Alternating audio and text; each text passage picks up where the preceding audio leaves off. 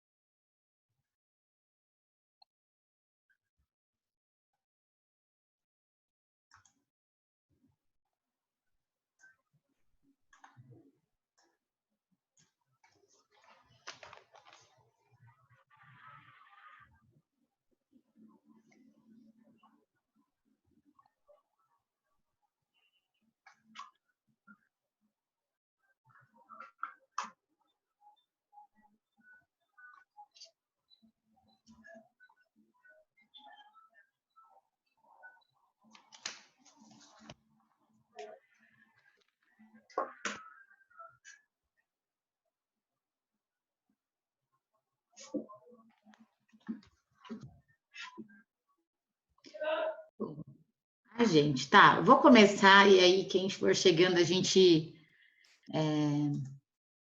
vai vendo depois.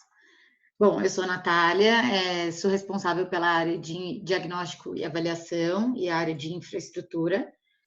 E hoje eu vou apresentar essas duas áreas, então eu vou pedir para que, se vocês tiverem alguma dúvida, vocês aguardem que eu vou abrir no final, para a gente tirar dúvidas, enfim.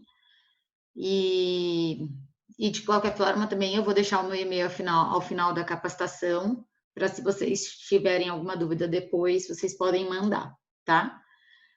Sejam bem-vindos, obrigado pela participação. Se eu estiver falando muito rápido, me avisem. E se por acaso, novamente, vocês sentirem que parou a internet, me avisa também, porque está um pouco instável aqui em casa. Antes de tudo, o que a gente precisa saber, né? Antes da gente falar o que são as áreas, as quais vocês se candidataram para ser voluntário, e, enfim, tem outras áreas que vocês vão conhecer ao longo da semana. Eu achei importante a gente apresentar a questão do organograma da sede. Para vocês aparece essa partinha de cima, tipo, tem alguma interferência na tela de vocês? Ou não só? É que eu não consigo ver minha tela como está aparecendo para vocês. Tipo, não. Tipo, é porque aqui para mim ficou um negócio na frente, mas não tem problema. Então, acho que só para a gente especificar, né? Então, a área de diagnóstico e avaliação e a área de infraestrutura, eles estão dentro de atuação territorial na sede de São Paulo, que hoje eu sou responsável por essas duas áreas, e a área de gestão comunitária, o Silvio, que é responsável, que vai ter a capacitação logo na sequência. Por que a gente traz o organograma? Porque às vezes é meio complicado a gente entender como as áreas se relacionam e como as áreas e quais áreas estão dentro de quais áreas, né? Então, quem é responsável pelo quê e como isso se comporta. Então, vocês vão perceber que a apresentação das áreas, especificamente, tanto diagnóstico quanto infraestrutura, eu quis, de fato, trazer esse entendimento de o que a área se relaciona com qual área e sobre qual objetivo, com que tipo de responsabilidade. Então, se para alguém ficar, às vezes, um pouco confuso, entender pelo organograma, depois a gente pode dar uma conversadinha sobre, mas acredito que vai dar tudo certo. Eu estou um pouco nervosa porque para a gente está sendo um momento um pouco de aprendizado, como fazer tudo virtual. Então, vamos lá, né? O organograma da sede de São Paulo hoje é dessa forma, sendo voluntariado e comunicação hoje coordenados por coordenações voluntárias, que respondem à gestão de sede, e 4 contratados, um responsável por gestão comunitária, eu como diagnóstico, avaliação e infraestrutura, o Igor como construções e a Valesca como recursos. E a Ingrid é a nossa gestora de sede. Esqueci de comentar, mas o voluntariado hoje é a Bruna Gal, que está à frente da coordenação voluntária, e comunicação é a Mariana. O formato nacional é mantido dessa forma. Então, diagnóstico e avaliação é como se fosse uma parte dentro de atuação territorial, que nem é São Paulo, mas construções entra para dentro de atuação territorial. Obviamente que para vocês, voluntários da sede, vocês têm que ter esse organograma de São Paulo como referência. Mas é bom a gente sempre mostrar as relações nacionais, porque, como voluntários do teto, a gente às vezes acompanha outras sedes, às vezes a gente acompanha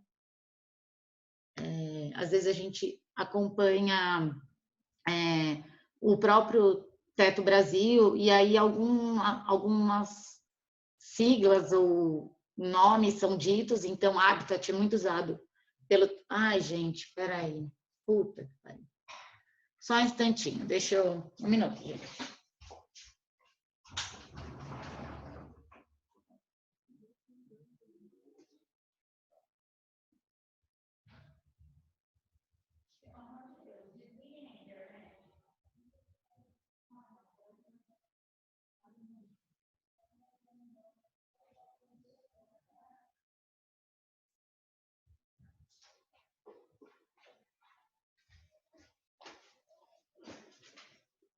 Tá, gente, vou tirar o meu vídeo.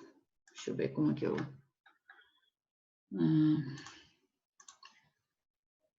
vamos ver se melhora.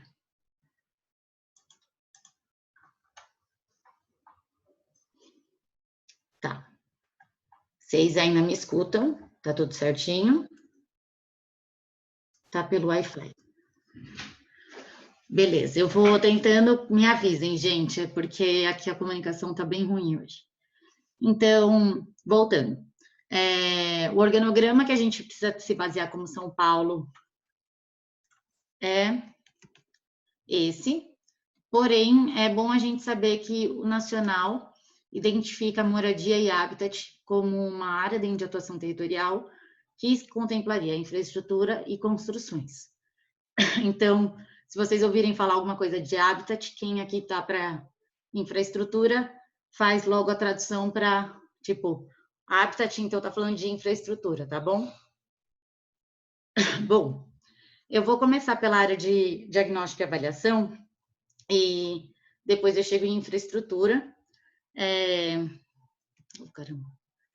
A ideia é que vocês entendam as áreas pelos processos que elas são responsáveis e não necessariamente pelos microprocessos dentro da área, porque senão ficaria uma capacitação muito extensa, uma capacitação muito densa, e que a gente ainda vai ter quebra de voluntariado, vai ter gente que não necessariamente está aqui participando da capacitação, mas escolheu como prioridade. Então, acho que a gente pode deixar para os microprocessos uma indução depois, se vocês passarem a ser voluntário geral. Bom, então, a área de diagnóstico e avaliação, vocês já viram esse conteúdo, essa descrição e essas vantagens no espaço de sábado. Eu gostaria que vocês pensassem bastante durante essa capacitação sobre os quesitos ligados ao desenvolvimento pessoal. Então, comunicação, gestão de tempo, a questão de pensamento crítico, trabalho em equipe. Eu quero que, conforme eu estiver falando dos processos, né, as frentes de trabalho da área, vocês tentem vincular com esse desenvolvimento pessoal. Bom, então, as responsabilidades ligadas à área de diagnóstico e avaliação, deixa eu só contextualizar aqui, dentro de diagnóstico e avaliação, a gente tem duas sub-áreas, diagnóstico comunitário e mapeamento. Na capacitação aqui, eu vou tratar elas como uma macro, porque cada uma dessas áreas tem responsabilidades em todos os processos que eu vou mostrar. Então, como eu disse, lá na frente, quando vocês virarem de fato voluntários, quem for da área de diagnóstico e avaliação vai ser alocado, né, dentro de uma dessas áreas, e aí a gente explica um pouquinho melhor as especificidades. Aqui, nesse momento, a gente vai tratar como só diagnóstico e avaliação com essas duas áreas que são corresponsáveis, tá? Então, hoje, a gente tem uma atividade chamada ECO. Quem aqui já participou de ECO? Manda um eu aqui no chat para eu saber. O que é a ECO, né? A ECO é uma atividade socioeconômica de aplicação de enquete para a gente identificar, né? Através da aplicação de enquete, a gente identifica dados socioeconômicos da comunidade e alguns dados relacionados às capacidades comunitárias, articulação, redes e demandas de projeto propriamente dito. Então, quais são as precariedades ou qual o nível de vulnerabilidade social daquela comunidade, que tipo de contato com o poder público a comunidade tem, ou com outros entes. Hoje a ECO está relacionada à gestão comunitária, então hoje a gente aplica a ECO normalmente em comunidades que a gente tem trabalho fixo, com equipe fixas, ou que a gente prevê que seria uma comunidade ideal para a gente abrir esse tipo de trabalho. Então, o objetivo é a gente entender o território por alguns dados socioeconômicos e relacionados à vulnerabilidade e, através disso, facilitar o nosso trabalho de equipe fixa. E as responsabilidades, basicamente, o planejamento desse evento massivo, a compilação dos dados e apoiar a apresentação, né, desses dados na comunidade, e o armazenamento dos dados e a construção dos mapas de forma georreferenciada. Ao final, a gente está com uma intenção de criar um relatório mais elaborado, com base nessas informações todas que a gente obtém e de todos os mapas que a gente consegue produzir, já que as informações são georreferenciadas e automaticamente a gente consegue segregar elas por cores. Então, peraí, se ninguém estiver entendendo, vamos aqui no exemplo para facilitar. A gente faz um desenho mais ou menos similar a esse aqui é um recorte da Eco específico de uma área. Cada cor representa a materialidade da casa e a numeração representa o número da enquete. Quando a gente aplica todas as enquetes e a gente faz os devidos ajustes no mapa, a gente atualiza isso no QGIS, porque hoje o QGIS ele é open source, então é o que a gente... é o programa que a gente utiliza, né? Porque aí não precisa de licença. A gente faz a atualização no QGIS e já referencia a informação dessa casa, desse polígono, com as enquetes, com a enquete respondida daquela família. Então, a gente consegue, por exemplo, ter um mapa temático de comunidade, sei lá, casas que têm 4 moradores ou mais. E aí, só as casas que têm 4 ou mais moradores ficam coloridinhas. Ou quais as casas que a gente tem, qual a região que a gente tem maior problema de não acesso à água. Então, onde tem os maiores relatos de não acesso à água, vão estar pintados, né, onde aparece mais, e automaticamente o mapa transfere isso para a gente. Então, o georreferenciamento permite que a gente consiga locar não só um desenho georreferenciado, ou seja, com coordenadas, mas também dados. E aí, então, só para voltar, por que eu estou falando da produção de um relatório mais elaborado? Já que a gente tem a permissão do morador de utilizar os dados e a gente tem a ferramenta que permite com que a gente transcreva isso, por que não pensar em mapas que não façam mais sentido para a gente entender o território, para que a gente possa conversar mais com os moradores com uma certa propriedade, para que isso embase os projetos comunitários também. Então, acho que o georreferenciamento ele é o diferencial da área e a correlação dos dados com esse georreferenciamento é essencial. Então, aqui eu deixei alguns exemplos dos mapas. Então, essa aqui foi a Eco, que foi na Fazendinha, aqui em São Paulo. Depois que a gente faz a Eco, a gente faz um primeiro pré-mapa, faz os mapinhas de cada líder, que são esses recortes no Zoom, né, para que o líder faça a aplicação em campo e gerencie os voluntários e faça as devidas alterações, porque às vezes a gente identifica que a casa 50 era uma casa só, chega lá são 2. Ao final da Eco, a gente transpassa todas essas alterações para o mapa e chega num mapa mais ou menos assim, identificando onde teve enquete aplicada, onde estava desocupado, onde não foi aplicado, que era anexo. E num outro mapa mais ou menos assim, pode estar um pouco ruim a imagem, mas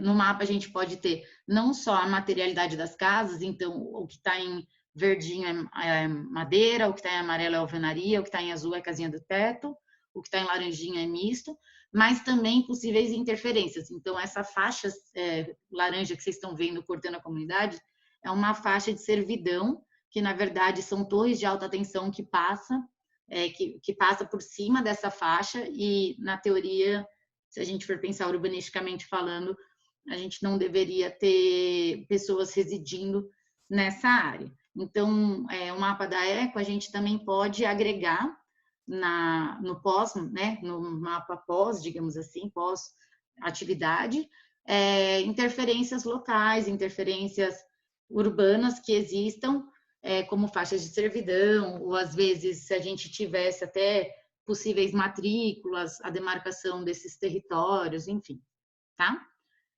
O que a gente tira da Eco? Um monte de informação, um monte mesmo. E aí, pensando... Ai, desculpa, gente, fiz uma besteirinha aqui. Pensando nesse um monte de informação, vamos lá. Eu deixei aqui alguns exemplos para vocês, quem nunca participou de uma Eco, saber o que a gente consegue enxergar da Eco. Obviamente que a Eco ela tem muitas outras perguntas, além do que eu compilei aqui, mas era para só dar um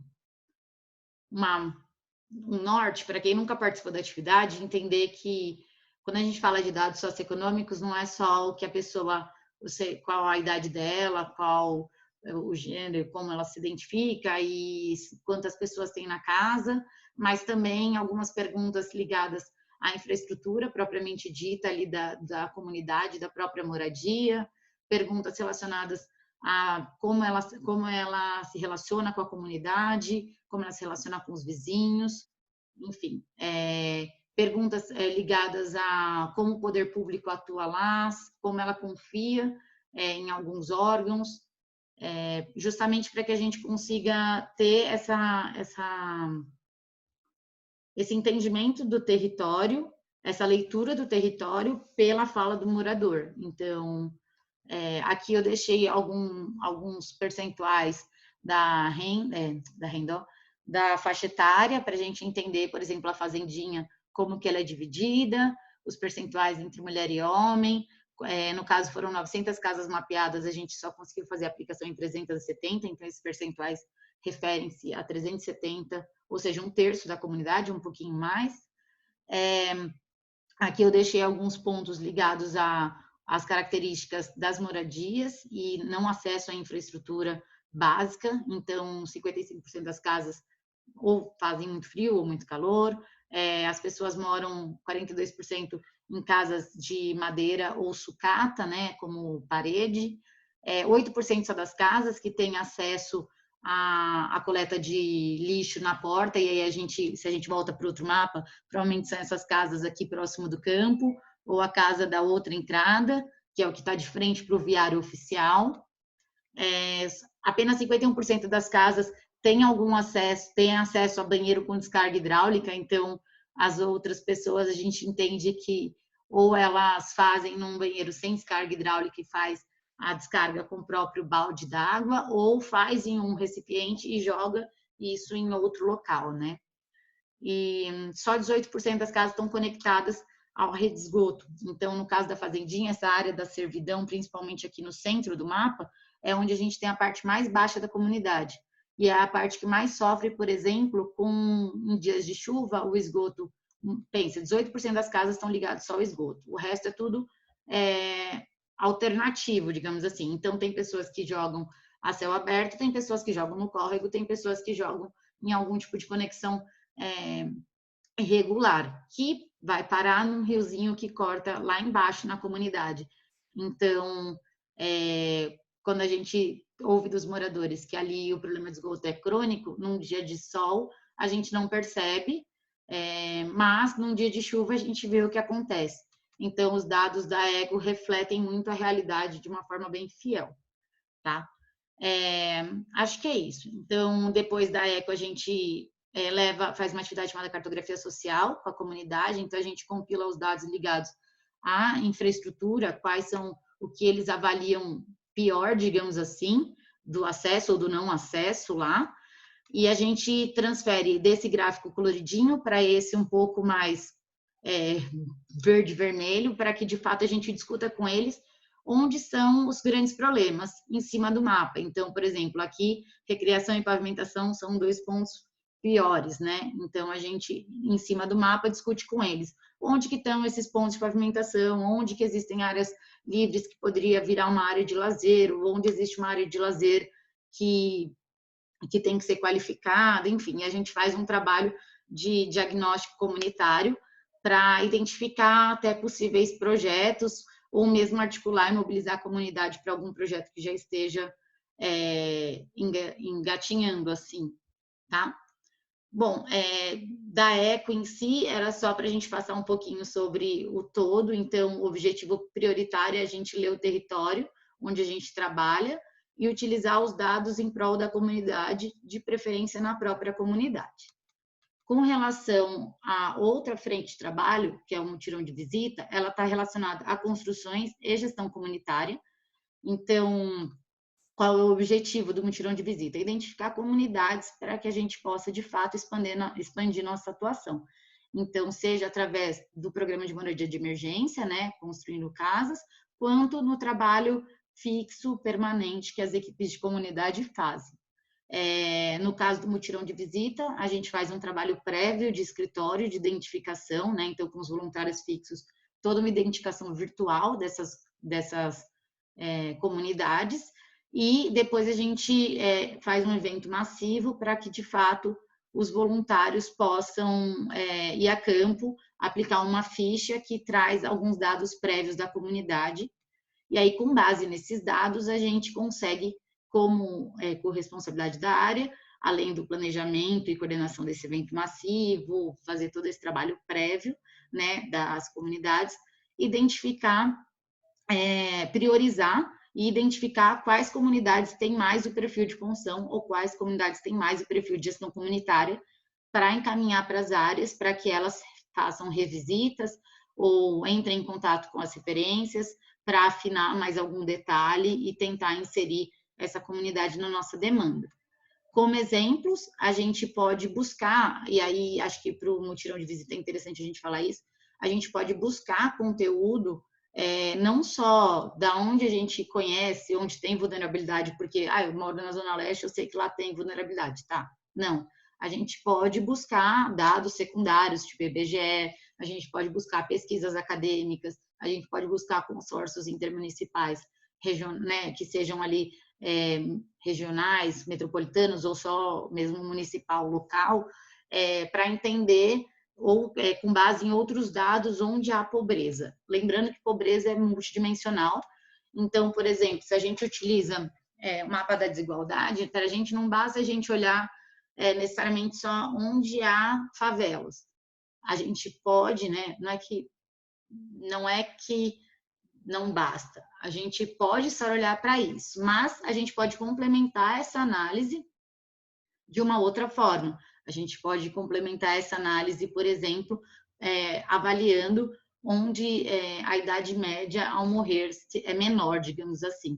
Então, a gente consegue identificar, por exemplo, que na cidade de Tiradentes as pessoas falecem com 57,3, mais ou menos, e aí tem aqui as idades aqui embaixo. 57,3 é o pior índice, então é uma região que provavelmente as pessoas têm uma saúde mais debilitada, um não acesso a serviços e, de um certo modo, um distanciamento também, talvez com as áreas que poderiam prover recursos e, a longo prazo, durante a vida, garantir que você tenha um pouco mais de condição, um pouco mais de condição financeira, de fato, para se manter saudável, ativo e tudo mais, né?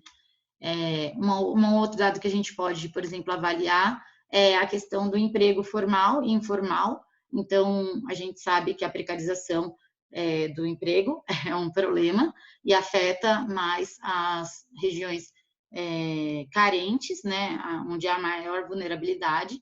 Então, se a gente avalia entre essas três regiões, entre esses três mapas, por exemplo, a gente conseguiria ter um direcionamento de distritos dentro de São Paulo que possuem os piores índices ou um maior acúmulo de pessoas nessa situação, e aí automaticamente a gente entenderia que ali são áreas mais vulneráveis.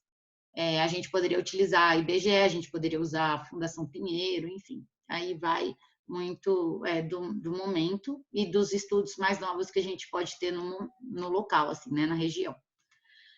Para vocês saberem, a gente faz essa identificação pelo Google Earth prioritariamente, porque costumam ter imagens atualizadas com uma certa frequência. A gente faz uma identificação de várias comunidades e depois aloca elas em rotas estratégicas, pensando que o carro vai fazer 3 a 4, do evento massivo faz 3 a 4 visitas, né? Então é um grupo de 4 voluntários em um carro fazendo de 3 a 4 até 5 visitas em comunidades, então precisa ser próximas para que dê tempo ao longo do dia. Então essa aqui é um mapinha que os líderes do carro recebem para guiar. Durante a visita, a gente aplica uma enquete com a referência ou com o morador que decide receber a gente. e a gente faz um registro da casa de madeira que mais reflete o perfil de moradias precárias da comunidade. E a gente compila isso numa planilha maior, obviamente, do que essa, e depois a gente pode filtrar ela em dados mínimos para direcionar para a área de construção e gestão comunitária quais seriam as comunidades prioritárias. Então, eu deixei só o 46 aqui, que é a primeira linha, para vocês saberem que essa comunidade que a gente chamou de E4, que é essa rosinha, ela tem esse perfil de moradia de madeira, em questão de vulnerabilidade, e ela tem 120, por exemplo, barracos de madeira, aproximadamente 150 famílias, ou seja, a comunidade inteira quase vive numa situação de muita vulnerabilidade. E o que a gente pode ter de dados dessas comunidades, né? Então, a gente fez um MV, onde a gente acessou 52 comunidades de 60, eu não consigo ver aqui, mas 66 comunidades mapeadas, então algumas já tinham sido removidas e outras ninguém nos atendeu. E aqui a gente tem alguns dados ligados. Então, por exemplo, dessas 52 comunidades acessadas, 28 estão com processo de reintegração, sendo 13 em andamento e 15 pausado. E se a gente for pensar, 28%, né, corresponde, tem representantes, por exemplo, jurídicos de defensoria, 32 de advogado, e 36 não estão sendo representados na instância jurídica. A gente também consegue, pelo próprio MV, pegar alguns dados ligados à associação de moradores, então, para a gente entender que a articulação já existe no local, se já existe a associação, qual é a frequência que ela faz reuniões, que tipo de trabalho ela exerce no local, se existem outros grupos que também regem algum tipo de força ou poder naquele local. Então, lembrando que o MV é o primeiro contato que a gente tem na comunidade, né? Na teoria, tem moradores que conhecem o nosso trabalho porque já moraram em outras comunidades, mas a gente sempre tem que partir do princípio que ninguém não nos conhece. Então, é um primeiro contato, a gente acaba explicando um pouquinho o que é o teto, antes de fazer a abordagem e a aplicação da enquete. Mas é importante que a gente entenda que o MV ele traz alguns dados bem parecidos com a ECO, obviamente que de uma forma mais ampla, porque a gente aplica com uma referência comunitária, com um morador só, ele vai responder pela comunidade, na ECO a gente aplica pelas casas, mas a gente consegue ter direcionamentos bem fáceis, assim, de quantas casas de madeira tem, mais ou menos quantas famílias moram, quantas famílias não têm acesso, a comunidade inteira tem acesso à água regular ou não, acesso a esgoto ou não, como que é o lixo, como que são as vias da comunidade, é tudo em asfalto, não, é tudo em terra, qual é o tipo de material que cobre as casas em sua maioria. Então, a gente consegue avaliar tanto a vulnerabilidade construtiva das moradias, quanto a vulnerabilidade social da comunidade. E aí, aqui só para vocês saberem, nesse último MV, a gente conseguiu identificar, então, dessas 52 comunidades, 31.943 domicílios, sendo que só 4.123 são de madeira. E aí, aqui embaixo, a gente tem um mapinha que esse gráfico, ele mostra as quantidades de moradias por casa, que é a laranjinha, né? Por comunidade, a quantidade de moradias por comunidade, e em azulzinho a quantidade de moradias de madeira por comunidade. Então, a gente tem comunidades que a bolinha laranja e azul quase ficam sobrepostas porque a vulnerabilidade é maior. E eu deixei aqui o folderzinho que a gente usou para explicar um pouquinho o que é o trabalho do teto, de uma forma mais clara para os moradores, para que eles não tivessem uma sensação de estranheza ou de desconfiança. E aí a gente deixou com eles esse folderzinho com os contatos para se eles quisessem mandar mensagem. As visitas pontuais, elas são na mesma linha do MV, só que a ideia é que a gente, de fato, procure, ao invés de a gente fazer um evento massivo só lá no final do ano, no segundo semestre, que a gente tenha visitas nesse mesmo critério. Faz a varredura ou pega indicação de referências e vai lá conhecer a comunidade, mais visando a construção, porque é um programa que a gente tem uma quantidade maior de eventos massivos ao longo do ano, e que a gente tem muita demanda. Então, seria uma forma da gente conseguir ter dados e comunidades mais dispostas e mais livres para o nosso trabalho.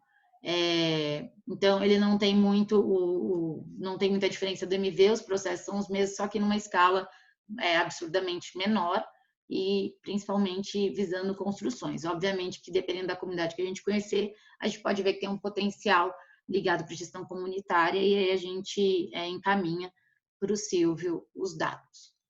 Por último, a gente tem uma responsabilidade um pouco mais genérica de apoio às equipes fixas e demais áreas. Então, o objetivo é que qual que é o objetivo? A gente garantir que todos os dados que a gente levanta como diagnóstico e avaliação em algum momento do ano, isso possa ser usado pela instituição, seja em campanhas, seja para facilitar, às vezes, um trabalho de recursos. Então, recurso vai participar de um edital, precisa de dados daquela comunidade, daquela região. A área de diagnóstico conseguiria compilar dados para facilitar a descrição e complementar, por exemplo, o edital. Comunicação, que nem a gente está tendo agora, a campanha por uma quarentena mais justa. A comunicação quer fazer aqui um post conectando com as comunidades que a gente está enviando cestas básicas. Então, a gente conseguiria buscar nas ecos anteriores qual é o perfil da comunidade, tudo mais. Então, são responsabilidades que são mais sob a demanda que vai surgir dessas áreas, né?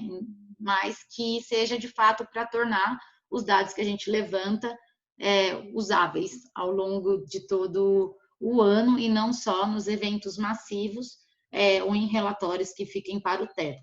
Então, um dos exemplos foi para a campanha, por uma quarentena mais justa, a gente fez esse post que representa as 10 comunidades que a gente tem trabalho permanente.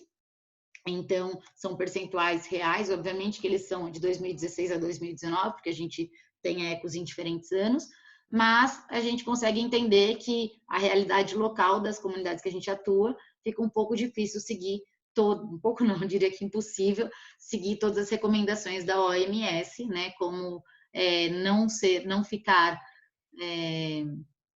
não ficar em aglomerações, né? Então se manter isolado e fazer uma higiene pessoal individual com qualidade. Então, por exemplo, a gente tem aqui, fora que 14% dos moradores não possuem cama própria, ou seja, as pessoas partilham a cama com alguém.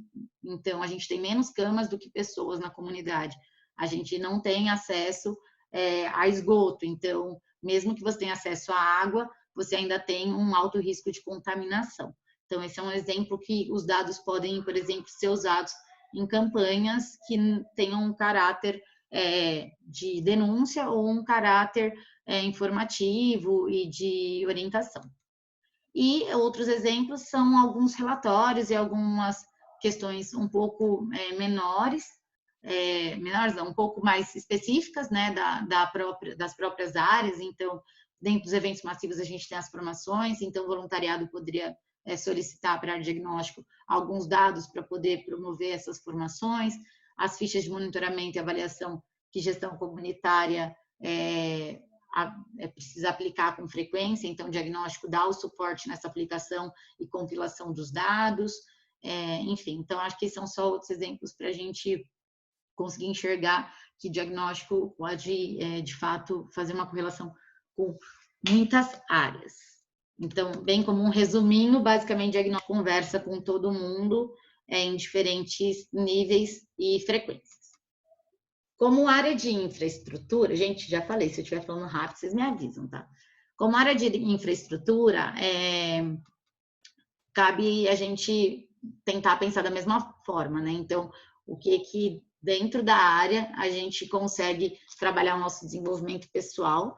Então, obviamente, tanto diagnóstico quanto infraestrutura, a gente tem um contato com o território. Isso vai exigir que a gente tenha uma boa comunicação, vai exigir que a gente trabalhe e fomente sempre o pensamento crítico, vai exigir que, de um certo modo, a gente faça a gestão de conflitos, tenha uma flexibilidade, uma adaptabilidade, inclusive tente trabalhar o máximo possível uma linguagem fácil e exemplos práticos, principalmente em infraestrutura, exemplos práticos de execução para que os moradores consigam entender o que a gente está falando, porque infelizmente a língua ainda é uma barreira e às vezes a gente acha que está falando, qualquer um entende. Não, as pessoas não necessariamente entendem, então quanto mais a gente puder trabalhar pensando que o morador precisa entender, mais fácil vai ser o nosso trabalho em conjunto, assim. Se o morador estiver entendendo, as coisas funcionam. Se a gente vai falando, porque a viga é mestre, blá, blá, blá, e aí pronto, o morador, se ele não entender de construção civil, talvez ele vai se sentir excluído e aí ele vai ficar um pouco omisso naquela discussão, não vai participar na outra reunião e a gente acaba perdendo o morador porque a gente não falou. Aquele pilar ali na horizontal, aquela viga ali, sabe, ali, tá em cima da parede, aquele negócio de concreto, às vezes falar assim, quando tem pessoas que não entendem de construção civil, conseguem se sentir um pouco mais dentro da discussão. Então, acho que na infraestrutura, principalmente, o desenvolvimento de projeto vai trabalhar bastante isso com vocês, como se adaptar e trabalhar a linguagem. Bom, da mesma linha que eu já falei, pensando no organograma, a infraestrutura, basicamente, a responsabilidade são projetos comunitários e articula diretamente com gestão comunitária. O principal objetivo é desenvolver junto as comunidades melhorias, né, que sejam sempre coletivas, digamos assim. A gente não vai fazer uma horta na casa da Dona Maria, a gente pode fazer uma horta na comunidade Malvinas, tá? Já tem, mas não, esse tipo de exemplo, assim. Obviamente que a gente sempre vai pensar em soluções que podem ter técnica, mas que ainda assim sejam criativas e alternativas, porque quanto mais técnico for a solução, dependendo mais caro ela fica, e aí isso torna inacessível, às vezes, para aquela realidade local, para aquele momento da comunidade, aquela execução. Então, como objetivo principal, talvez o voluntário de infra tem que pensar assim, o que eu preciso com os moradores articular para que isso saia do papel. E aí trabalhar em cima disso, em cima de como adequar esse projeto para a realidade local, que ele seja feito em um curto espaço de tempo, mas que ele envolva o máximo de moradores. Então, por isso que às vezes a gente vai ir para soluções criativas ou até técnicas alternativas. Como responsabilidades, a gente tem alguns mínimos, assim, então elaborar e desenvolver o projeto, tem alguns formatinhos gráficos que podem ser seguidos para que a gente tenha uma documentação mais padronizada, fazer sempre um orçamento e um cronograma. A gente, obviamente, não está falando de uma obra de metrô, a gente está falando de uma escadaria na comunidade, então o cronograma ele pode ser um pouco mais flexível, sem muito detalhamento, mas o ideal é que ele tenha como, nossa, acho que essa palavra nem existe, mas ele tenha previsto todas as etapas e os responsáveis, principalmente, dessas etapas. Então, é uma responsabilidade também da área de infraestrutura fazer o acompanhamento integral dessa execução e a prestação de contas. Prestação de contas porque vocês vão ver um pouquinho, vão ouvir eu falar um pouquinho para frente, que a gente tem uma forma de financiamento pela Teto. Então, se o Teto doar uma parte do dinheiro do projeto, a gente precisa prestar contas. E aí, automaticamente, a gente precisa gerir essa informação durante todo o processo, tanto dos próprios documentos técnicos executados previamente, quanto das próprias fotos do andamento.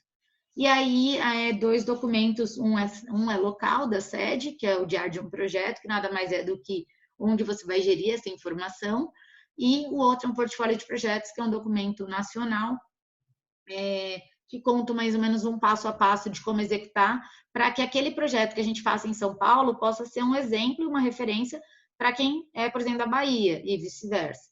Então, é uma forma da gente, como infraestrutura, sempre produzir conteúdo que possa ser também replicável. E aí, obviamente, não necessariamente a gente vai aplicar da mesma forma, né? O Paraná vai pegar aqui a nossa ponte e falar, opa, dá para fazer certinho. Não, vai ter que adaptar, porque a região é diferente, os moradores têm outras vezes cultura, mas já dá um norte de formas como se fazer.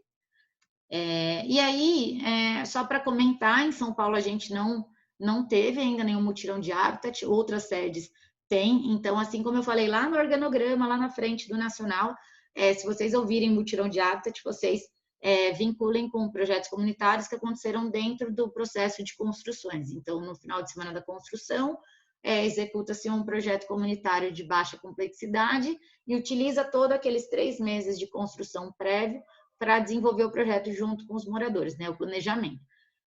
A gente em São Paulo ainda não fez esse tipo de execução, mas é bom vocês só terem ciência, porque se vocês verem algum post de outra sede, vocês já sabem do que se trata.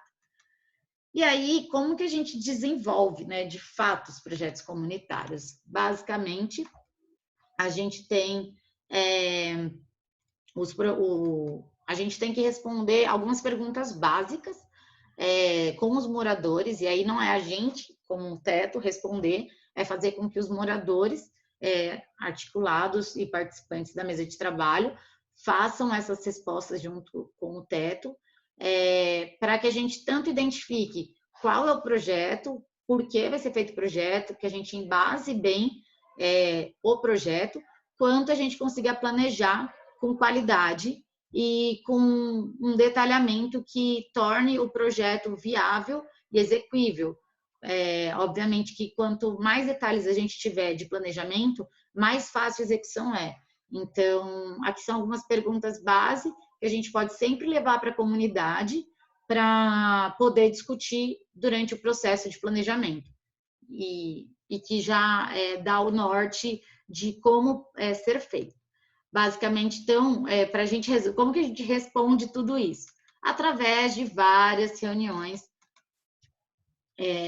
através de várias reuniões, onde a gente tira a equipe de comunidade, a equipe fixa, ela já vai trazer para a equipe de infraestrutura um briefing, digamos assim. Então, já foi discutido em algumas etapas anteriores com a comunidade as intenções, e a equipe de infraestrutura vai ser responsável mais ou menos por lapidar isso através de reuniões para, de fato, esclarecer e delimitar um pouco melhor qual vai ser o projeto. Por isso que os balãozinhos, primeiro aqueles estão lotados, cheios de informação, e eles vão se organizando e ficando um pouco mais individualizados, que é justamente para exemplificar que está sendo simplificado o processo e sendo mais objetivo com um projeto específico. O projeto ele é desenvolvido a muitas mãos, então a gente pode ter tanto mais voluntários de infra desenvolvendo o projeto, quanto é necessário a participação de moradores dentro do processo. Então, tudo que a gente precisa, tudo que a gente puder simplificar para que os moradores tenham maior participação, a gente simplifica. E aí a gente pode ter essa retroalimentação de reunião e projeto, até que de fato todo mundo entenda o que vai ser feito, tenha uma tarefa específica e consiga saber exatamente que tipo de ferramentas ou tipo de processos vão ser necessários e de qual forma a pessoa pode ajudar.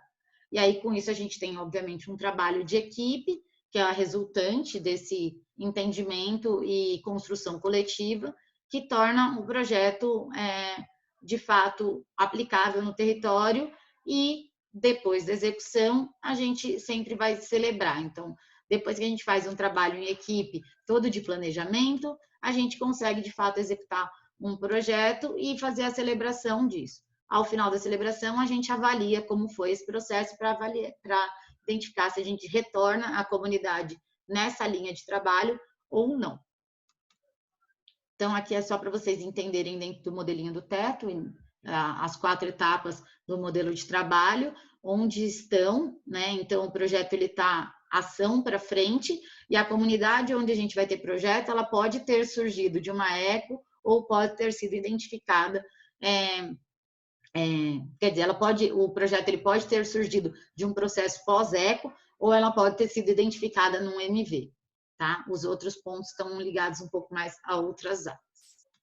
E aí, com relação a que tipos de projetos, só para acabar, a gente deixou aqui o que o TETIO faz, né? Então, acesso ao hotel, moradia, acesso à água, saneamento e infraestrutura comunitária, mas no Brasil é só o que está mais escuro que a gente faz, justamente por algumas complexidades da própria região, por exemplo, acesso à água e saneamento, a gente precisaria ter uma articulação com as concessionárias e que hoje ainda não é possível. Então, toda vez que a gente vai falando em infraestrutura comunitária, vocês têm que lembrar que são mais formas alternativas de se fazer, às vezes, ou de se fazer coisas. Então, vou dar aqui alguns exemplos e aí eu especifico um pouquinho mais. Ai, peraí, que aqui tá meio devagarzinho. Então, a gente tem projetos comunitários de baixa complexidade, aqui são exemplos, não são necessariamente de São Paulo, tá, gente? É só para exemplificar todas as frentes. Então, escadas, rampas, pavimentações simples, hortas comunitárias, instalação de lixeira em pequenas praças e quadras. A gente pode ter como média complexidade, então, iluminação, esgoto, captação de água de chuva, são formas de você obter água, de você tratar o esgoto, de você ter iluminação de formas alternativas. Então, o Teto Brasil ainda trabalha com formas alternativas. Pavimentação de rua, pontes de pedestre, muros de arrimo pequenos e equipamentos comunitários ou sedes. Então, basicamente, são essas frentes. Para vocês terem ciência, a alta complexidade já entra, de fato, nas infraestruturas definitivas e moradias também, e equipamentos públicos definitivos, assim como a regularização fundiária, então, a garantia da posse, né? Que nesse caso a gente no Brasil não faz, mas a gente deixou para vocês terem um pouquinho de ciência. E aí, como é que esses projetos de baixa complexidade e média complexidade, eles podem ser executados? Tanto por mutirão de moradores, com o apoio do Teto, quanto através do Funteto. O que é o Funteto? É só um financiamento onde o Teto financia até 60% do projeto, sendo 5 mil ou 10 mil reais o máximo, o limite, e quem pleiteia são os moradores. O que a equipe de infra tem de responsabilidade nesse processo? É, de fato, gerir as informações mínimas de cronogramas, informações de orçamento, o planejamento, para que seja viável o projeto e quando for feita a postulação, né, como se fosse um editalzinho. Quando a comunidade manda a ficha de interesse, ela tem que enviar também esses documentos relacionados ao projeto para que a gente avalie a viabilidade e de fato, faça a liberação de recursos. E aí, por isso que a equipe de infra também é responsável pela prestação de contas, porque aí vocês, mais do que ninguém, vão saber como foi previsto a utilização do dinheiro, em quais etapas e tudo mais. E aí, por último, assim, só para vocês passarem, eu não vou explicar nada disso, ao final de um projeto, sendo ou não feito com o Funteto, a gente pode elaborar o portfólio de projetos, que é o que eu falei, de exemplos, para que sejam usados nacionalmente. E aí ele tem mais ou menos, tem algumas peças específicas, mas tem uma peça gráfica técnica, tem uma ficha mínima de espelho que vai explicar o que resolve, o que aquele projeto resolve, por que aquele projeto foi feito, enfim, algumas informações básicas. E um slide que é meio que um passo a passo mesmo. Então, aqui eu deixei dois portfólios, o de ponte de madeira do Laria e a de ponte de concreto, que foram os dois portfólios que São Paulo fez para o ano passado.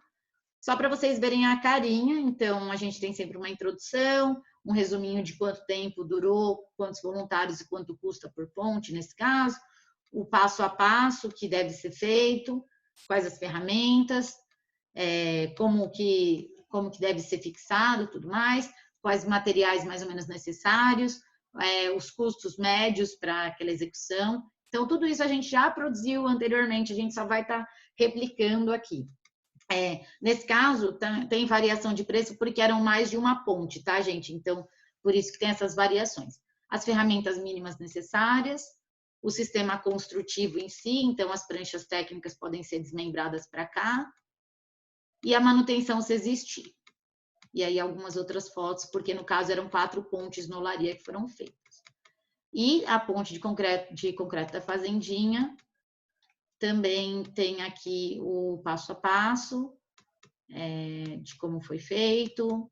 Então, toda a parte de concretagem, montagem de forma foi feito com laje nervurada, isopor para ficar mais leve. Embaixo passa tipo um semicórrego, que é só do esgoto.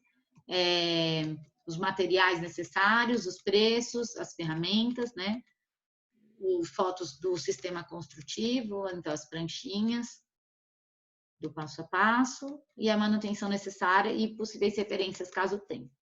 E aí a gente tem aqui outros exemplos de projetos executados ano passado. Então, a sede comunitária de fibrocimento, a sede comunitária com captação de água pluvial, que já é o nosso formato mesmo de sede, que é essa de madeira, que são 2 casas grandes, com esse projetinho de água pluvial para que seja reutilizada na manutenção e limpeza da sede. E aí, no caso, vocês podem ver que a gente fez algumas adequações, então a gente utilizou basicamente tubulações e conexões existentes, e o parquinho e praça comunitária, que foi na Capadócia também. Acho que é isso. Gente, eu me programei para falar em 50 minutos, deu tempo. Eu sei, é bastante coisa.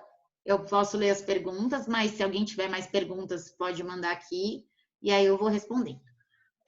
O Guilherme mandou, vocês têm um drive compartilhado com todos os projetos que já foram feitos para o pessoal consultar, ter ideias? Sim, Guilherme, existe o drive do próprio Teto, que só pode ser acessado pelo e-mail do Teto, então quando os voluntários fixos fazem parte, normalmente as áreas têm um e-mail próprio, e a gente desenvolve todos esses materiais para que seja de consulta nacional. Então, o portfólio é uma coisa que surgiu ano passado, do Tétil, e a gente está seguindo. Então, tem algumas referências do ano passado, cada sede foi responsável por fazer 2 materiais, mas, por exemplo, São Paulo, como fez a captação de água de chuva, já está esse ano fazendo o portfólio especificamente. Que mais? Então, sim, quando vocês forem voluntários, a gente passa certinho na capacitação mais individual, onde estão esses dados. Aí, Ana, se você puder só explicar para mim sobre qual equipe especificamente você está perguntando. Sim, diagnóstico e infraestrutura, existe uma divisão, são 2 áreas separadas. Eu fiz só uma apresentação única, gente, porque são 2 áreas de apoio, a gestão comunitária prioritariamente. Então, para a gente não ter 2 capacitações separadas, menores, e que ficassem um pouco perdidas, até porque entre si elas se relacionam também. Então, aí, Ana, existe a divisão, então, diagnóstico e avaliação é uma área, infraestrutura é outra. Diagnóstico cuida da parte de MV, que é mutirão de visita, ECO, que é escutando comunidades, que são atividades massivas, visitas pontuais e possíveis apoios às demais áreas do Teto com relação a dados e mapeamento. Bom, sim, Ingrid, obrigada. E a área de infraestrutura é responsável... Ai, gente, era muito slide, peraí. E a área de infraestrutura, ela é responsável aqui. Então, a área de infraestrutura... Aqui. A área de infraestrutura, ela é responsável pelos projetos comunitários e articula só com gestão comunitária. E as áreas de diagnóstico comunitário, diagnóstico e avaliação, é uma área específica que articula em alguns pontos com gestão comunitária e construções. Priscila, os trabalhos podem ser realizados nos fins de semana ou exigem obrigatoriamente esse trabalho também ao longo da semana? A pergunta é porque trabalho gostaria de levar o teto paralelamente, tá? Bom, Priscila, basicamente, a gente tem, na verdade, são 2 formas de trabalho, né? Obviamente, todo voluntário, ele vai para a comunidade, então, não necessariamente a periodicidade é todo final de semana. Se tiver acontecendo um projeto comunitário ou tiver alguma atividade massiva em planejamento, no caso de diagnóstico, sim, o voluntário acaba indo com uma frequência um pouco maior de finais de semana. O que pode acontecer é que, quando a gente vai desenvolver um projeto, a gente pensa sempre em... Quando a gente vai desenvolver um projeto, a gente às vezes tem toda uma parte de pesquisa anterior, e isso pode ser feito durante a semana. Com as equipes individualmente, eu, Natália, verifico sempre a disponibilidade para fazer reuniões a cada mês, uma vez por mês, tanto ou de dia de semana quanto de final de semana, para que todo mundo em alguma reunião possa, a cada 2 meses, possa participar. Porque tem pessoas que não têm disponibilidade de final de semana para participar de reunião e tem gente que tem. Então, não é obrigatório que se trabalhe ao longo da semana, obviamente que dependendo do projeto ou dependendo da atividade que tiver em planejamento vai exigir uma disponibilidade mínima. Então, se você tiver ali, às vezes, 1 horinha num dia, ao longo da semana mais 1 ou 2 horinhas em algum outro momento, pode ajudar, dependendo do processo que estiver em andamento. Maiara Pereira. Já existem comunidades sendo mapeadas ou vamos começar esse mapeamento com esse novo grupo? Maiara, a gente tem algumas comunidades que a gente mapeou e não conseguiu visitar todas elas no final do ano. Algumas já foram feitas visitas, outras seriam feitas visitas agora, mas a gente entrou em quarentena, mas não são muitas, acho que tem em torno de umas 6 ou 7, fora as que a gente não conseguiu acessar, que poderão ser revisitadas, mas a gente sim teria que fazer essa busca com esse novo grupo de voluntários. Então, e com os próprios voluntários também, né, que já estão, né, na área e que não estão ocupados com nenhuma outra atividade. Então, isso é uma frente de trabalho para quem entrar, sim. A busca de comunidades, esse mapeamento, essa pesquisa de censos para direcionar também a expansão. Vitor M. Quais as ferramentas de software usadas para o gerenciamento dos projetos? Vitor, a gente não utiliza necessariamente um software de gerenciamento. No caso, basicamente a gente utiliza planilhas do próprio Excel para poder pensar em cronograma e dinheiros, digamos assim, em orçamento, e os programas mesmo, ou SketchUp, ou AutoCAD, para poder fazer o projeto e ajudar numa melhor codificação, tipo, num melhor orçamento. O que na área de diagnóstico a gente acaba utilizando o QGIS para fazer o gerenciamento da informação georreferenciada. Mas se por acaso os voluntários que entrarem tiverem ferramentas que acham que faz sentido, a gente pode avaliar se elas são aplicáveis no nosso dia a dia, porque a gente tem que pensar que tudo que a gente está usando de ferramenta, de alguma forma, a gente tem que levar para a comunidade. Então, como que essa ferramenta ela articula com o território? Digamos assim, o que a gente consegue extrair dela e às vezes levar para o morador e discutir e depois fazer a retroalimentação no programa, essas coisas. Então, hoje a gente acaba não utilizando nenhuma ferramenta de gerenciamento especificamente. A gente utiliza para construção da sede comunitária e para os eventos massivos uma Gantt, mas também que seria um cronograma bem grandão, assim, de 3 meses, a sede de 1 mês e meio, que é justamente com todas as etapas de trabalho. Bom, acho que é isso. Se você quiser tirar mais alguma dúvida. Juliana, acho que não apenas eu, mas outros voluntários também são do interior. Essa frequência de 1 vez por mês, ao menos, é em relação às reuniões presenciais, certo? Pergunto em relação especificamente às reuniões de... Tá. Juliana, na verdade, com a equipe de infra, aqui em São Paulo, e aí agora com os voluntários do interior, a gente vai ter que ver como a gente articula bem melhor isso. A ideia eram reuniões bimestrais, mas como tem voluntários que preferem, eu fiz uma votação e tem alguns que preferem dia de semana e outros que preferem de final de semana, então eu coloquei uma reunião por mês, uma no território, então quando é de final de semana é na comunidade, e quando é de dia de semana, a gente prioriza presencial, mas, obviamente, se forem voluntários do interior que estiverem participando, a gente pode manter também virtual.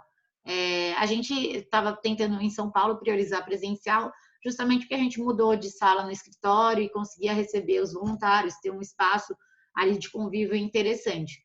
Mas os voluntários que não puderam participar, por exemplo, das reuniões, participaram virtualmente, então não tem problema, tá? Acho que é isso. Mais alguém tem alguma dúvida? Quer que eu volte em alguma coisa, que eu explique melhor alguma coisa?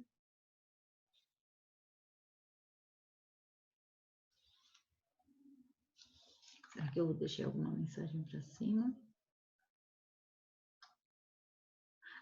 Aí, Ana, você tinha perguntado qual é o tamanho da equipe hoje, o ideal. A equipe de infraestrutura hoje, a gente tem 11 voluntários, e com uma disponibilidade um pouco ruim. Então, eu posso dizer que eu tenho 6 voluntários que eu consigo contar com uma frequência maior e 5 voluntários, que vai depender muito do tempo. Então, hoje a equipe de infra, se eu fosse resumir, ela está em 6 pessoas. E aí a gente, para o ciclo, a gente pediu mais 8 voluntários, justamente para a gente, nesse período de coronavírus, tentar adiantar algumas pesquisas, adiantar algumas técnicas construtivas, alguns micro projetinhos que a gente possa fazer e depois adaptar no território para facilitar o nosso retorno. E na área de diagnóstico e avaliação, então, dentro do diagnóstico comunitário, a gente só tem uma coordenadora. A ideia é que a gente tenha mais 4 voluntários ligados à área. E dentro da área de mapeamento, a gente tem um número até que bom de mapeadores. Tem um coordenador, e se eu não me engano, a gente está com 8 mapeadores. Mas a ideia, a gente pediu também mais 4 pessoas para mapeamento, pensando justamente nessa busca de comunidades que a gente vai precisar fazer para o nosso retorno estar melhor articulado. Então, a gente não tem um ideal, porque ambas as áreas acabam trabalhando por demanda. Diagnóstico, porque vai tanto por demanda, mutirão de visita, tamanho do mutirão, ou quantidade de visitas pontuais para poder atender construções, quanto a quantidade de ecos, né, e o tamanho da eco em si. E a parte de infraestrutura é sob a demanda das comunidades. Então, hoje a gente tem 10 comunidades ativas, com trabalhos fixos. Então, se hoje as 10 comunidades precisassem fazer projeto, a gente não tinha gente suficiente para ficar um voluntário em cada projeto. Então, por isso que a gente está pensando em um número maior de voluntários, para que justamente, a gente sabe que não são todas as comunidades que vão fazer juntos o projeto, mas quando elas tiverem intenções juntas, a gente não tenha que ficar dividindo voluntário em 2 ou 3 projetos simultaneamente, e que a gente também possa ter mais voluntários participando dentro do mesmo projeto, tipo, contribuindo dentro do mesmo projeto. Acho que tá. Robert, desculpa, a área de aplicação de enquete, não, a aplicação de enquete, ela é ligada a construções. A aplicação de enquete de designação é construções, é uma outra área. Ok, deixa eu ver, gostaria de saber mais do mutirão de hábitat, já tá, eu posso voltar lá, só um minutinho. Acho que boa tarde, preciso sair. Ok, Felipe, nas próximas etapas, obrigada, deixa eu ver aqui mais. Mesmo não sabendo usar os softwares citados, é possível ser voluntário? Eu não sei pronunciar. Choke, você tem como me dizer se você está falando de infraestrutura, no sentido SketchUp e AutoCAD, ou QGIS, se for na área de diagnóstico? Qual a data dos trabalhos após as capacitações? Tá, então vamos lá. Primeiro para a Lua, rapidinho. Sobre o mutirão de Habitat, Lua, a gente, como São Paulo, a gente não fez ainda, então o que eu vou te passar é o que eu sei que foi aplicado em outras sedes. Basicamente, eram comunidades que uma tinha uma associação de moradores muito bom, que tinha intenções de projetos simples na comunidade, e a outra tinha uma equipe de comunidade, né? Tinha uma equipe fixa do teto, atuando com os moradores em projetos. E aí foi definido qual projeto ia ser feito, e aí os 3 meses que antecedem a construção foram usados também para não só para planejar a construção, que é a atividade massiva, mas o projeto comunitário em si também. Então, a equipe de construção deu um suporte para a equipe de infraestrutura na questão de logística. Então, quando a equipe de logística da atividade massiva foi pensar onde guardar os painéis, também teve que pensar onde guardar o cimento, por exemplo.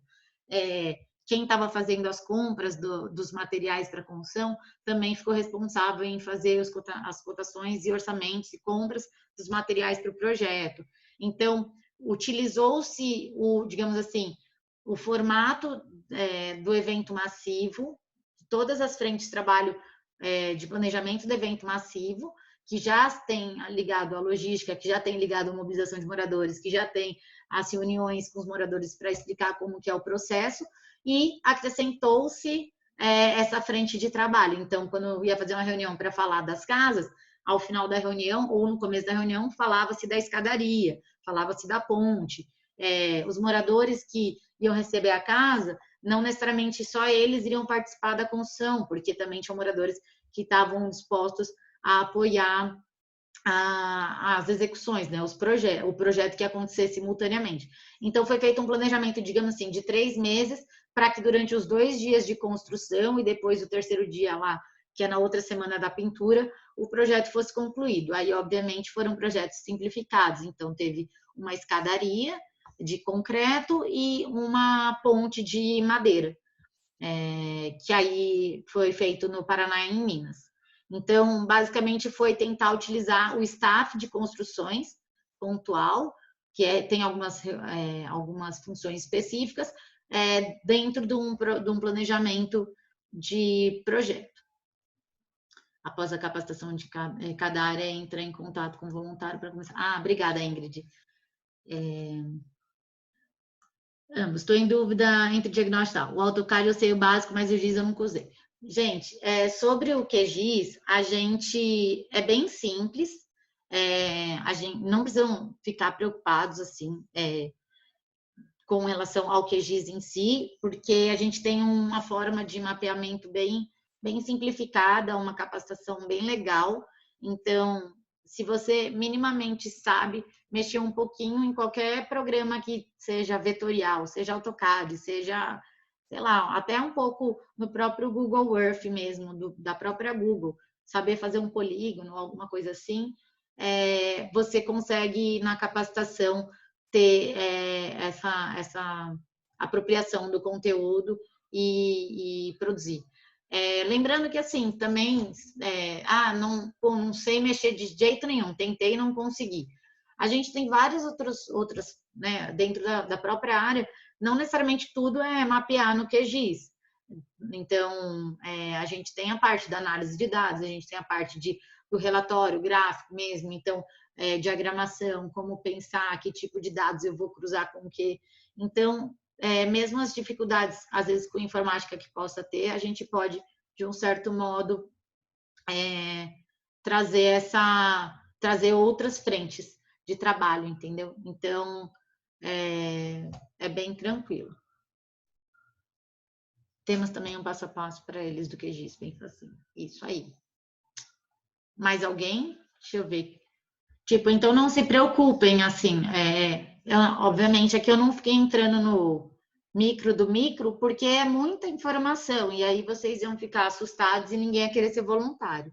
Então, mas assim, entender também o macro é importante, né? Então, o que a área articula com quem, mais ou menos qual a finalidade, que tipo de dados ela produz, com quem que ela conversa, que tipo de linguagem ela precisa ter, tudo isso, né?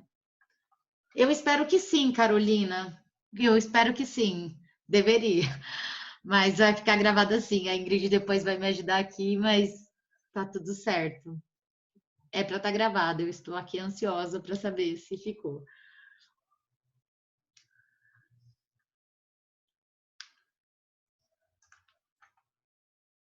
Mais alguém?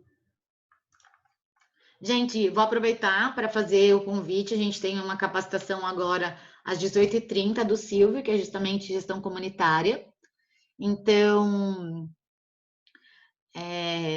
se vocês puderem participar, é importante, porque aí vocês vão conseguir enxergar a parte da finalidade de tudo isso que eu falei. Assim. Então, da onde surge a necessidade e para que serve, digamos assim.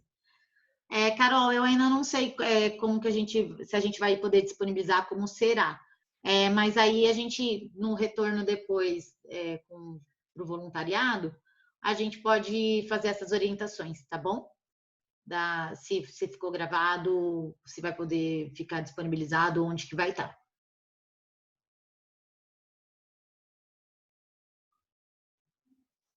Mais alguém? Eu.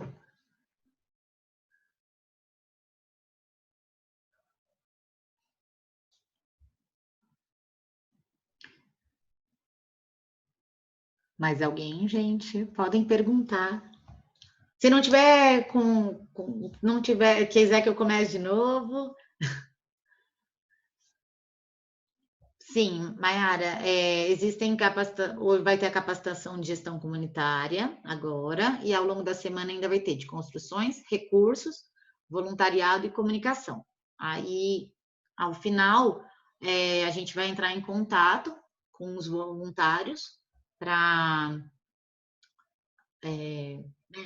conforme a distribuição, e aí, individualmente, os coordenadores das áreas, né, os responsáveis pelas áreas, já vão marcar outros espaços de indução e de conversa para orientar os próximos passos dentro de cada área, tá? Mas durante essa semana a gente ainda vai ter capacitações de todas as áreas de trabalho. Então, vou até voltar aqui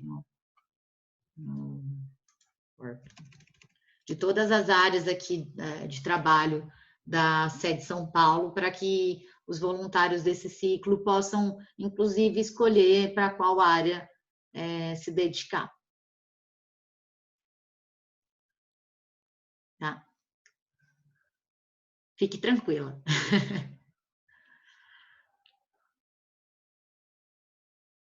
Mais alguém?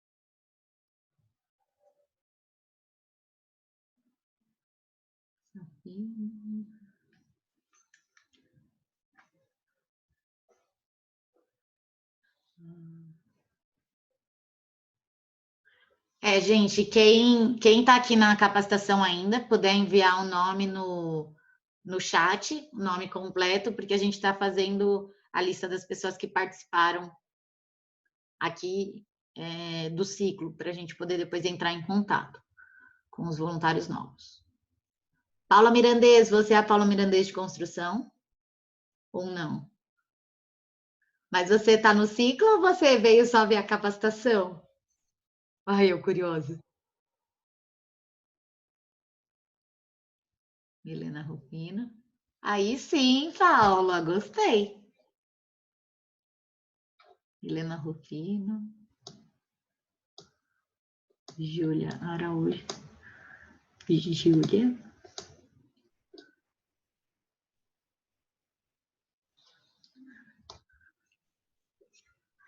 Ah, beleza. Tá.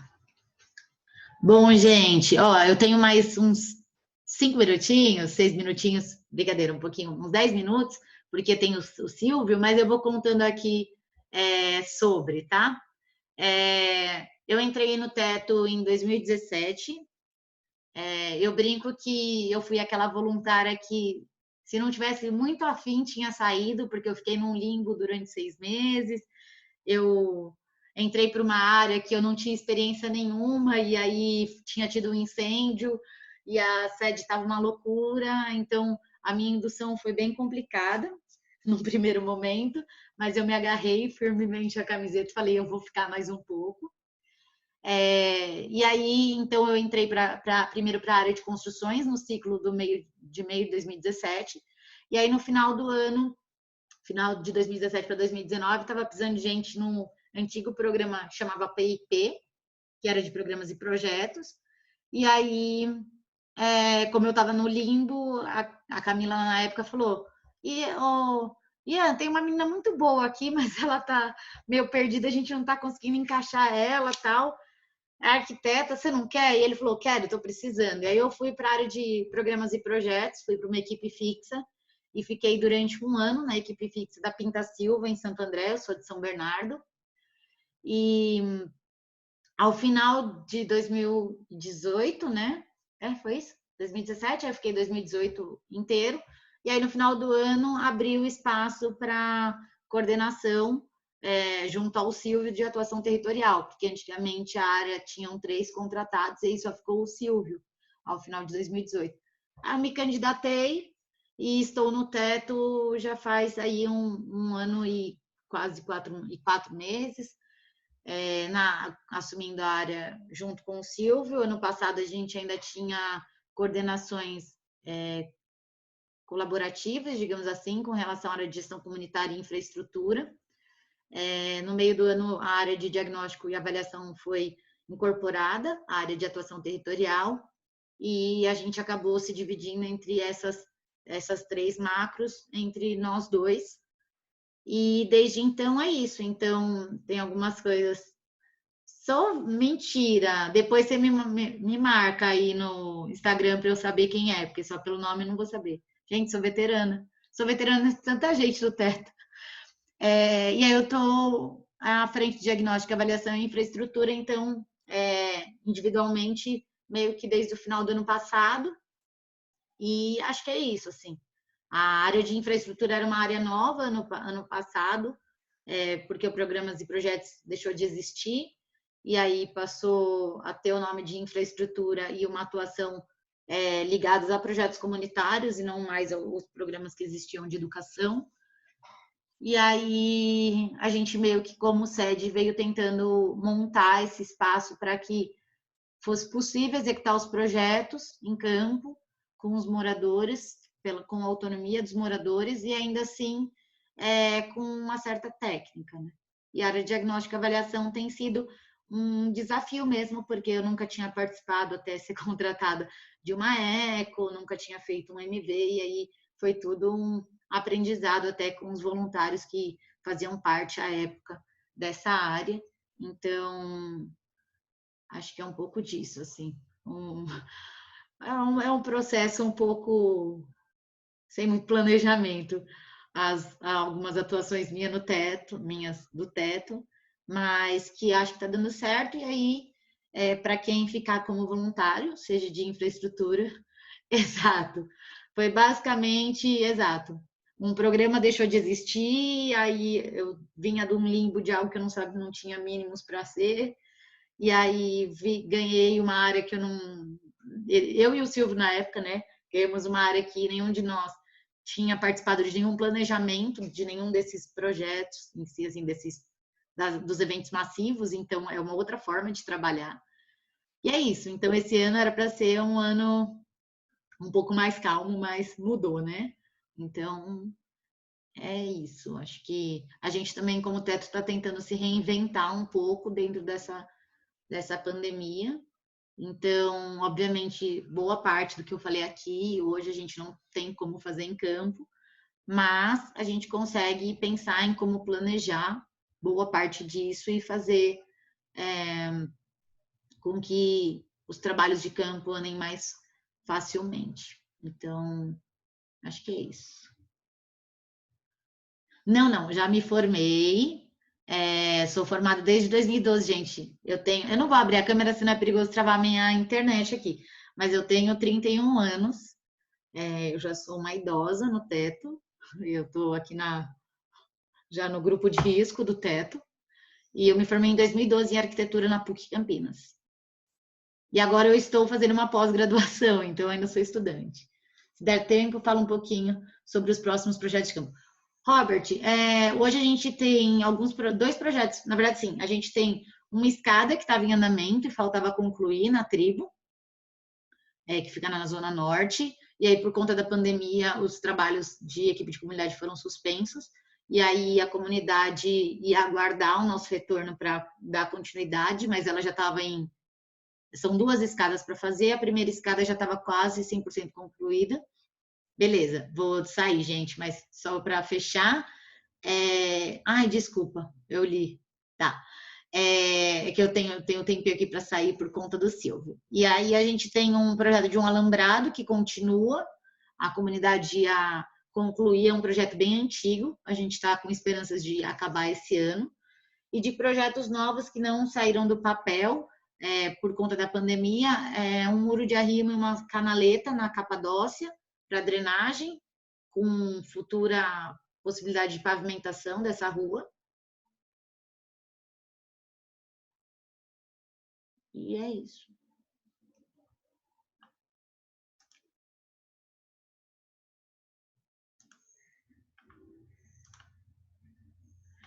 não sei se vocês estão me ouvindo ainda, mas e a gente tem mais alguns outros projetinhos que as comunidades tinham interesse, mas que a gente não conseguiu dar continuidade por conta da pandemia. Então, quando a gente retornar, a gente volta para isso, tá bom?